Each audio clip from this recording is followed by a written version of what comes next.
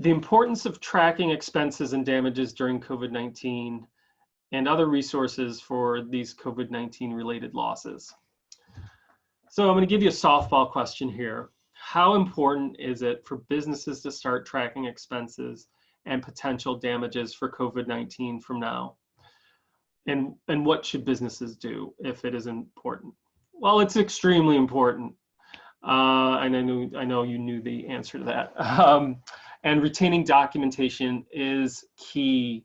Prior to COVID-19 and the current crisis and then wave of insurance litigation that we're now seeing, a frequent way that insurers were using to defend claims brought by business owners was to say that the documentation was inadequate and we can't, pay on a poorly documented claim, because businesses, that what does a business do? They operate their business. They don't think about their insurance claims and how to perfect them.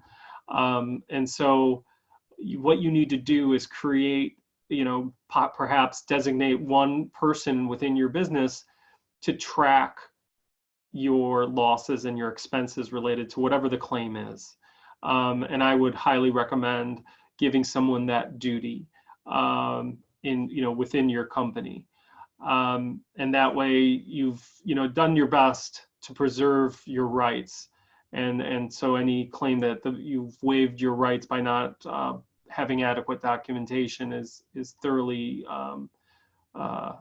taken care of. Some of the tracking suggestions we have for business interruption claims is, track and identify lost profits and sales during the period of loss.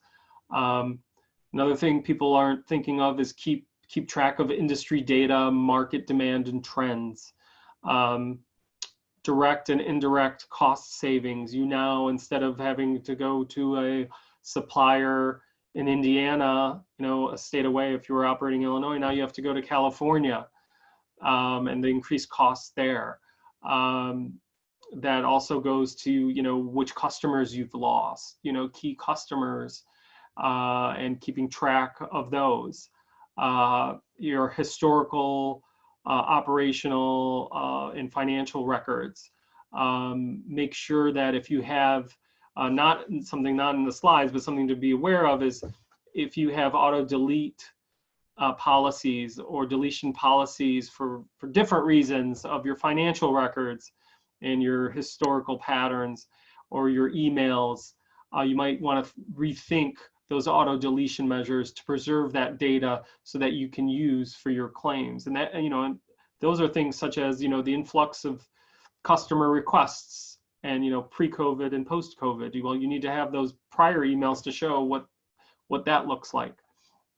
And then depending on the complexity of your claim, you might want to retain a third-party claim consultant. Some people's policies have that type of coverage, so you don't have to incur that cost or have that cost go against your claim.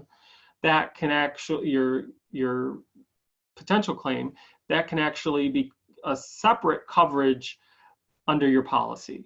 And what do you have to do to find out if you have that type of coverage? You have to read your policy. Or have your broker read your policy. That third-party claim consultant might create a business interruption valuation report. This is where it gets complex. It's like, well, how do I know what my claim is going to look like? Well, that's where you might need a professional in businesses that have multi-factor issues to figure out their net income or whatever is covered under the policy, because again, each policy is different. So because you have business interruption insurance doesn't mean you have the same type of losses that will be covered between different types of insurance policies or insurance producers. So the Hanover might provide for net loss on some other formula compared to CNA or the Hartford under the policy that you have with them.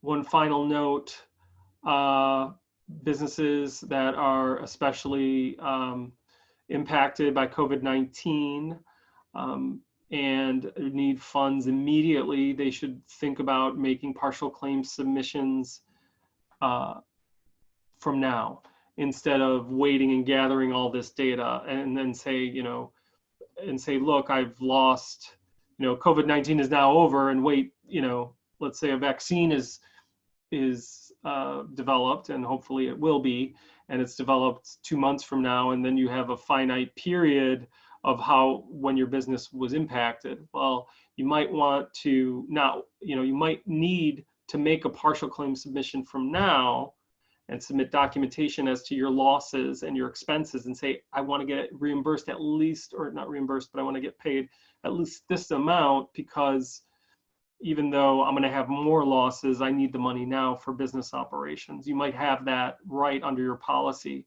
And some insurers, out there may react quickly and provide partial reimbursement and for optics reasons, they might want to do that as well. What other resources are there that might provide relief for COVID-19 and its related losses? Have you thought about if you're an additional insured on other people's policies?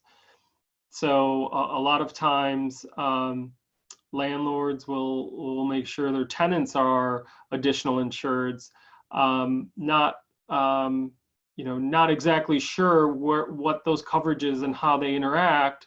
You might not be aware how they all interact. That's why you should lean on your broker, but you should think about in the past year, or what I suggest to my clients is that they do a contract audit and figure out and check the boxes and say, okay, I have contracts that are outstanding that are still effective with 50 companies. Well, with these 50 companies, or more likely like 10 companies, am I an additional insured for whatever reason on those policies? And then also, while you're doing that contract audit, look to see if there are indemnification provisions or force majeure provisions. At HMB, we have we have other resources that you can find on our website on both indemnification and force majeure.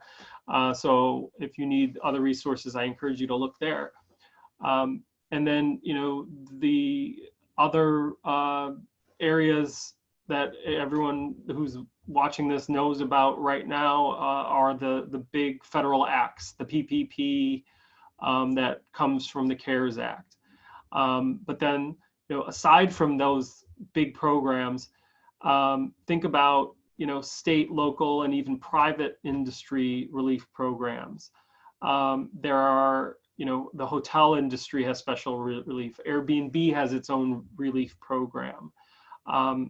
What I've listed here on slide 22 are some resources, there's some great resources, comprehensive resources that you can consult to see if there are federal, state, and local relief programs that might affect you or your industry.